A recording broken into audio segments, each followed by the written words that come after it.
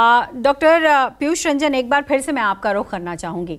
Doctor साहब, जैसे एक सवाल था कि टीबी क्या गरीबों में ज़्यादा देखी जाती है, क्या जो आहार है उसका बहुत महत्वपूर्ण रोल है और इसीलिए हम शायद रूरल एरिया में ट्यूबरकुलोसिस के मरीजों को ज़्यादा देखते हैं रादर देन अर्बन एरिया में? जी, बिल्कुल सही कहा आपने। टीबी का सीधा असर जो होता है, एक रिलेशनशिप जो है वो लोगों की इम्यूनिटी पर रहता है।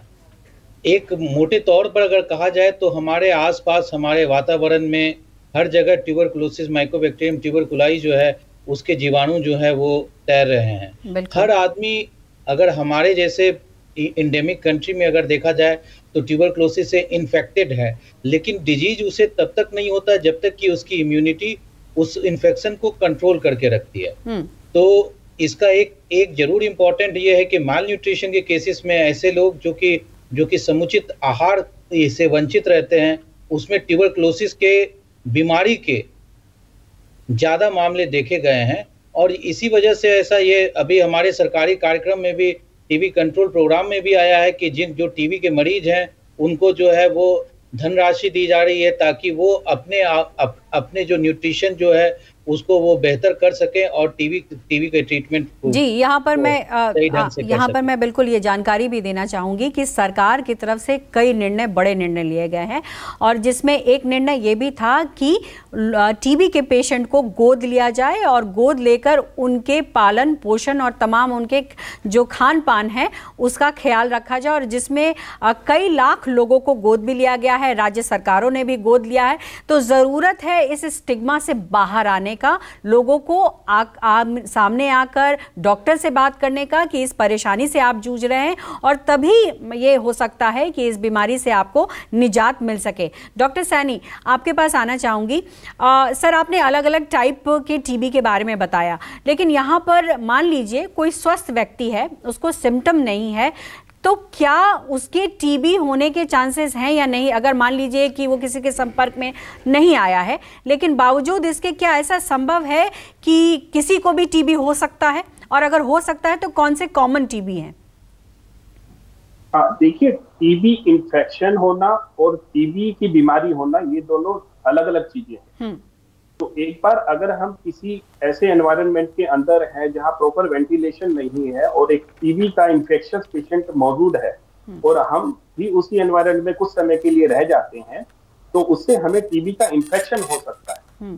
तो टीबी का इन्फेक्शन होने का ये मतलब नहीं है कि हमें टीबी की बीमारी हो गई है, लेकिन एक बार टीबी इन्फेक्शन होने के बाद भविष्य में कभी भी किसी कारण से अगर हमारी रोग प्रतिरोधक क्षमता कम होती है तो वो जो टीबी का इन्फेक्शन हमें हुआ है उससे टीबी की बीमारी में बदल सकता है। तो इस चीज का ध्यान रखना है, जब तक टीबी का इन्फेक्शन होगा तो उसको बहुत ज्यादा सिम्टम्स नहीं होंगे, उस मरीज को ज्यादा सिम्टम्स नहीं होते, लेकिन जब वो टीबी इन्फेक्शन टीबी बीमारी में कन्वर्ट होगा तब उसको जो टीबी के सामान्य लक्षण है जैसे बुखार आना, रात में पसीना छूटना, खांसी आना या फिर वजन कम होना, भूख कम होना, ये लक्षण। ये खांसी कितने वक्त तक रहे तो अलार्मिंग सिचुएशन है?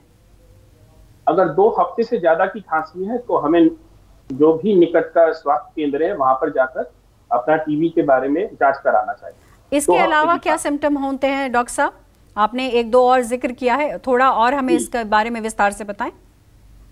तो 2 हफ्ते की खांसी और इसके साथ दूसरे जिस तरह के सिम्टम्स हैं जैसे बुखार आना, भूख कम होना, वजन घटना और रात के में सोते समय पसीना छूटना, तो ये कुछ इस तरह के लक्षण हैं जो जिससे हम अंदाजा लगा सकते हैं कि मरीज को टीबी होने के चांस हैं और ऐसे मरीजों को निकट के केंद्र पर जाकर अपने जांच करानी चाहिए टीबी जी। ये भी मैं अगर एक्स्ट्रा पल्मोनरी टीबी है तो जिस पार्ट की टीबी होगी उस पार्ट के सिम्टम्स आएंगे। अगर किसी को बोन टीबी है तो उसमें अगर बोन टीबी है तो बोन के उस हिस्से में जो टीबी से अफेक्टेड है वहां पे उसको स्वेलिंग या पेन होगा। पेट की अगर टीबी है तो उसको पेट में दर्द होगा या पेट में पानी आ सकता है। ब्रेन की अगर टीबी है तो उसको सिर में दर्द हो सकता है, झटके के साथ उल्टियां आ सकती हैं या फिर उसको मिर्गी जैसे दौरे भी पड़ सकते हैं। तो जिस पार्ट एक्स्ट्रा पल्मोनरी टीबी में जिस पार्ट को अफेक्ट करेगी उस पार्ट के सिम्टम्स है। ठीक, डॉक्टर साहब ये भी जानना चाहूँगी मैं कि मान लीजिए किसी को टीबी है और उसका इलाज चल रहा है, तो इलाज के दौरान पेशेंट को क्या क्या एहतियात बरतने की ज़रूरत है? इसके अलावा मरीज़ के खान पान भी किस तरीके होने चाहिए? क्या उसको खाने की को लेकर भी बहुत एहतियात बरतने की ज़रूरत है? और तीसरी बात ये कि गैर सरकारी एजेंसियाँ जो हैं वो मरीज़ों को किस तरीके से मदद कर सकती हैं? देखिए, टीबी के इलाज में सबसे मुख्य तो है टीबी की दवाइयाँ, जिनको बहुत नियमित रूप से, रेगुलर रूप से और प्रॉपर डोज में लेना बहुत जरूरी है।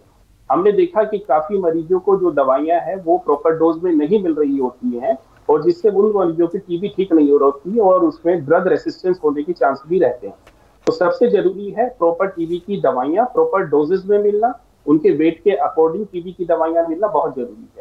दूसरा इंपॉर्टेंट पार्ट है ट्रीटमेंट का कि मरीज का न्यूट्रिशन अच्छा हो, उसका पोषण अच्छा हो, अच्छे जो घर के अंदर अच्छा खाना बने, पौष्टिक खाना उसको लेना है, प्रोटीन रिच डाइट लेनी है। तो जो घर के अंदर नॉर्मल खाना बनता है, थोड़ा प्रोटीन रिच डाइट ले, तो उसी से ये इस तरह के मरीज दवाइयाँ और प्रॉपर न्यूट्रिशन से अच्छी तरह से ठीक हो सकते हैं प्रॉपर इलाज के साथ।